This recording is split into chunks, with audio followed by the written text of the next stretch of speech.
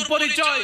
যখন টাকা থাকে বন্ধুর অভাব থাকে না, গাড়ি বাড়ি থাকলে বন্ধুর অভাব থাকে না, আত্মীয় স্বজনের অভাব থাকে না, আত্মীয় স্বজনের অভাব থাকে না, খবর নেওয়ার মানুষের অভাব থাকে না। আজকে আপনি অভাবের মধ্যে পড়েন, আপনরা পর্যন্ত ভুলে যাবে, বাইরেরা হাত ছেড়ে যাবে, বন্ধুরা চোখ উল্টাই ফেলবে। ওই মুহূর্তে যে আপনার পাশে দাঁড়াবে তখন তো আপনি বুঝতে পারবেন সে আপনার আসল বন্ধু। আমরা কেউ কাউকে ভালোবাসলে কাঁটা ফেলে ফুল দিই, আর রব যখন কারো কল্যাণ চাই, কাউকে ভালোবাসতে চান কিংবা কাউকে ভালোবাসে, তখন আল্লাহ তাআলা ফুলটা সরায়ে কাঁটা দেয়। আমরা ভালোবাসলে পেট ভরে খাওয়াই, রব কাউকে ভালোবাসতে শুরু করলে প্লেটের ভাত কেড়ে নেয়। আমরা কাউকে ভালোবাসলে এসি রুমে রাখি, রব কাউকে ভালোবাসলে ইব্রাহিম নবীর মতো আগুনে ফেলে। আমরা কেউ কাউকে ভালোবাসলে তাকে উন্মুক্ত করে দিই, উন্মুক্ত স্বাধীন করে দিই, রব যখন কাউকে ভালোবাসে ইউসুফ আলাইহিস সালামের মতো বন্দী করে রাখে। আমাদের ভালোবাসা ধরন রবের ভালোবাসার বহিঃপ্রকাশ এক নয়। এবার আপনি বলবেন এটা কি ধরনের ভালোবাসা হয়? যে ভালোবাসলে কাঁটা দেয়, ভালোবাসলে আগুনে ফেলে, ভালোবাসলে আপনার এসি রুমে না রেখে আগুনের মধ্যে ফেলবে, ভালোবাসলে তাকে বন্দি করে রাখবে, ভালোবাসলে তাকে সারা শরীরের মধ্যে রোগ দিবে, এটা কেমন ধরনের ভালোবাসা? জেনে রাখা ভালো, গরমের মধ্যে এসি রুম সবাই পছন্দ করে। গরমের মধ্যে এসি রুম সবাই, যদি কষ্ট না হয় একটু আওয়াজ দেন। গরমের মধ্যে এসি রুম সবাই, ক্ষুধার্ত অবস্থায় খাবার সবাই। আর এই ক্ষেত্রে ভালোবাসা আসল কি নকল বোঝা যায় না।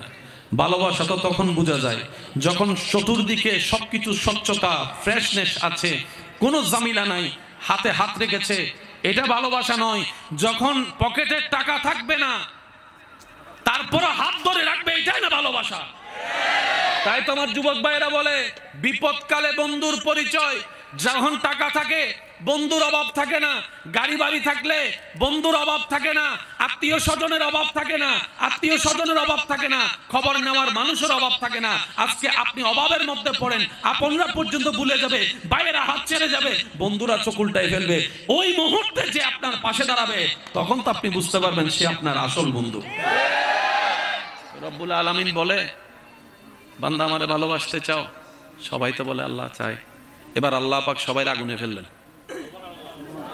এই আগুনে যখন ফেলা শুরু করলেন না আল্লাহ, তখন দেখবেন যে 90% মানুষ বলবে যে তোমার ভালোবাসার দরকার নাই, এই সুরুমি বালা আছে।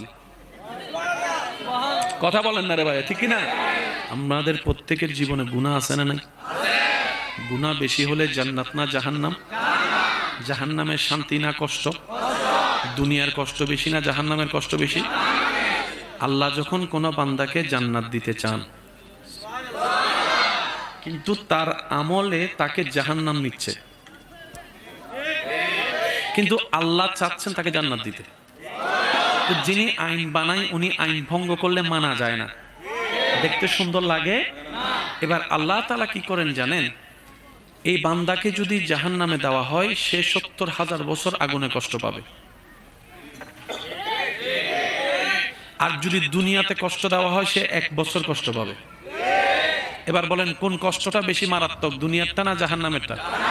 এবার আপনাকে যদি আল্লাহ বলে বান্দা 70,000 বছর জাহান্নামে জ্বলবি নাকি 1 বছর তুই দুনিয়ায় জ্বলবি, কোনটা নিবেন?